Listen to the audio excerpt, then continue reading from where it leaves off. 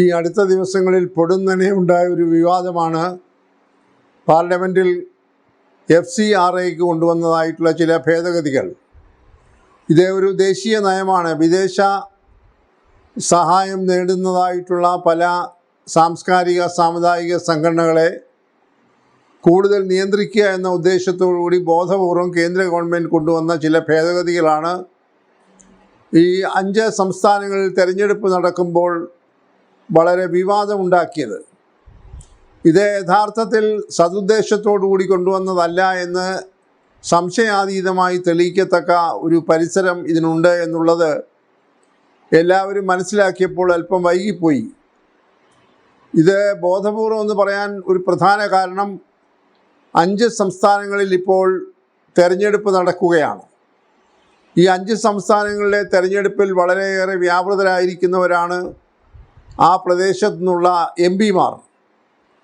പ്രത്യേകിച്ച് കേരളത്തിൽ നിന്ന് ഏതാണ്ട് 20-ലധികം MPമാർ കോൺഗ്രസിൻ്റേതും അതുപോലെ തന്നെ ഇന്ത്യ മുന്നണിയിലെയും ആയിട്ടുള്ള ആളുകളുണ്ട്. അവരെല്ലാവരും കേരളത്തിലെ തെരഞ്ഞെടുപ്പ് മേഖലയിൽ സജീവമായി ഇടപെട്ടുകൊണ്ടിരിക്കുകയാണ്. അപ്പോൾ ഇത് വളരെ സൂത്രത്തിൽ, അതുപോലെ തന്നെയാണ് ആസാമിൻ്റെയും സ്ഥിതി. ആസാമിലും തെരഞ്ഞെടുപ്പ് നടക്കുകയാണ്. ആസാമിലും കേരളത്തിലും ഒരേ ദിവസമാണ് നടക്കുന്നത്, ഏപ്രിൽ മാസം 9-ാം തീയതി. അപ്പോൾ ഈ ഭേദഗതി യഥാർത്ഥത്തിൽ ബാധിക്കുന്നത് ഒരർത്ഥത്തിൽ പറഞ്ഞാൽ ഏറ്റവും ശക്തമായി പ്രവർത്തിക്കുന്ന സാമുദായിക സംഘടനകളുള്ള കേരളത്തെയും അസാമിനെയുമാണ്. അസാം മാത്രമല്ല, വടക്ക് കിഴക്കൻ മേഖലയിലുള്ള പല സംസ്ഥാനങ്ങൾക്കും ഈ FCRAയിൽ കൊണ്ടുവന്നിരിക്കുന്ന ഭേദഗതികളൊക്കെ വളരെയേറെ ദോഷകരമായി ബാധിക്കാവുന്നതാണ്. കേരളത്തിൽ അത് സംശയാതീതമായി തെളിഞ്ഞതുമാണ്.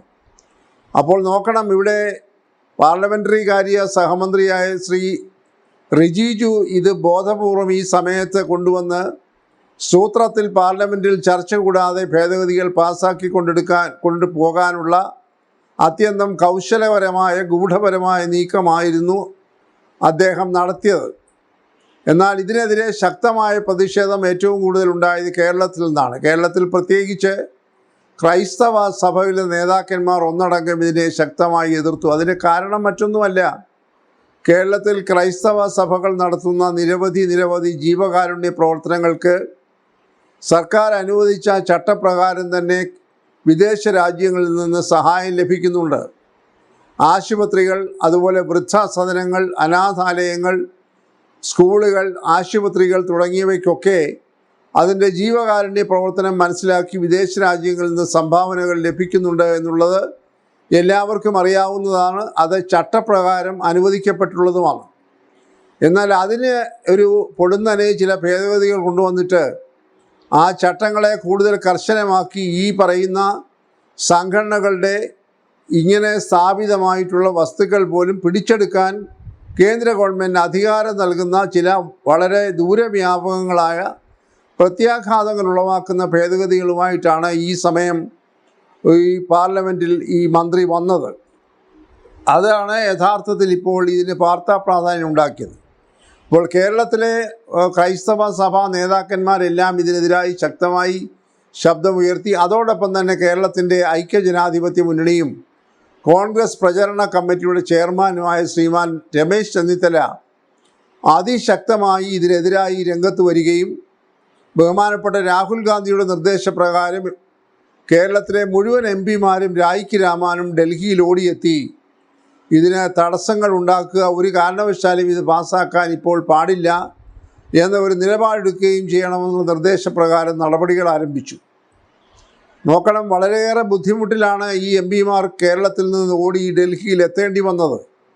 അത് ബോധപൂർവം ഈ കേന്ദ്ര മന്ത്രി, പാർലമെൻ്ററി കാര്യ ചുമതലയുള്ള റിജിജു ഉണ്ടാക്കിയ ഒരു ആസൂത്രണമാണ്. അതിനകത്ത് പ്രധാനമന്ത്രിയുടെയും ആഭ്യന്തരമന്ത്രിയുടെയും സ്വാധീനവും കൈയും ഉണ്ടെന്നുള്ളത് എല്ലാവരും മനസ്സിലാക്കി കഴിഞ്ഞു.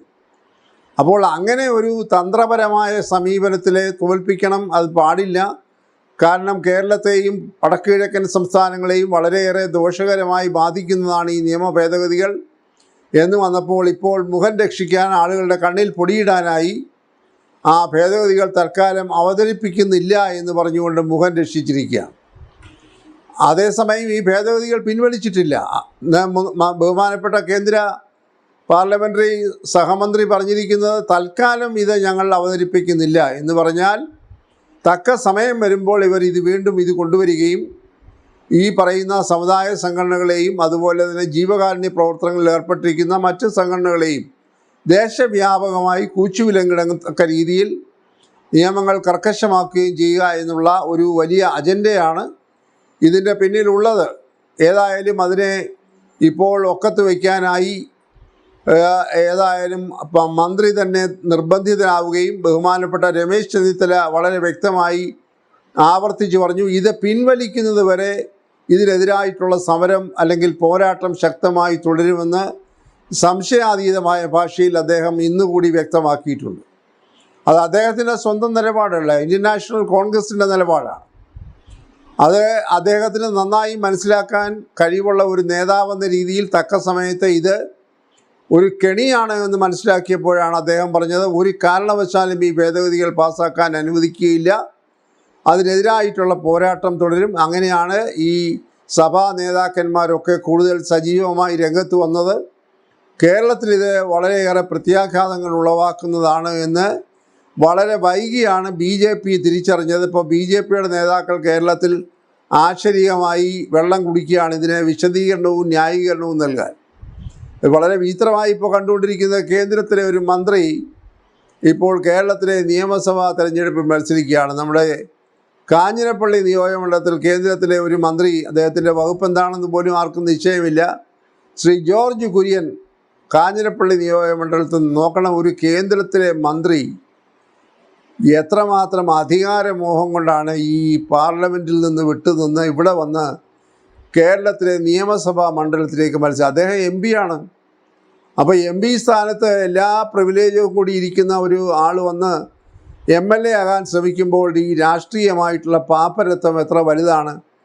അദ്ദേഹം ന്യൂനപക്ഷ വിഭാഗങ്ങൾ കൈകാര്യം ചെയ്യുന്ന ആളാണെന്നൊക്കെയാണ് അദ്ദേഹം പറയുന്നത്. പക്ഷേ അദ്ദേഹം പോലും അറിഞ്ഞില്ല ഇതിനകത്തുള്ള ഊരാക്കുടുക്കുകളെക്കുറിച്ച്. ഇതൊരു ഏടാകൂടമാണ് എന്ന് അദ്ദേഹം വളരെ വൈകി തിരിച്ചറിഞ്ഞപ്പോൾ അദ്ദേഹത്തോട് മാധ്യമപ്രവർത്തകരും കാഞ്ഞിരപ്പള്ളിയിലെ വോട്ടർമാരും ചോദിച്ചപ്പോൾ പറയുന്നത് അത് സമവായം ഉണ്ടായിട്ടേ ഇനി ചെയ്യുള്ളൂ. അപ്പോൾ അദ്ദേഹത്തോട് ഒരു ചോദ്യം ചോദിച്ചത്, അങ്ങനെ സമവായം ഉണ്ടാകണമെന്നുണ്ടെങ്കിൽ അത് നേരത്തെ അവതരിപ്പിക്കുന്നതിന് മുമ്പ് ചർച്ച ബന്ധപ്പെട്ടവരുമായി നടത്തേണ്ടതല്ലേ എന്നൊക്കെ ചോദിച്ചപ്പോൾ അദ്ദേഹം ഉത്തരമൊന്നുമില്ലാതെ വല്ലാതെ വിഷമിക്കുന്നത് നമ്മളിപ്പോൾ കണ്ടുകൊണ്ടിരിക്കുകയാണ്.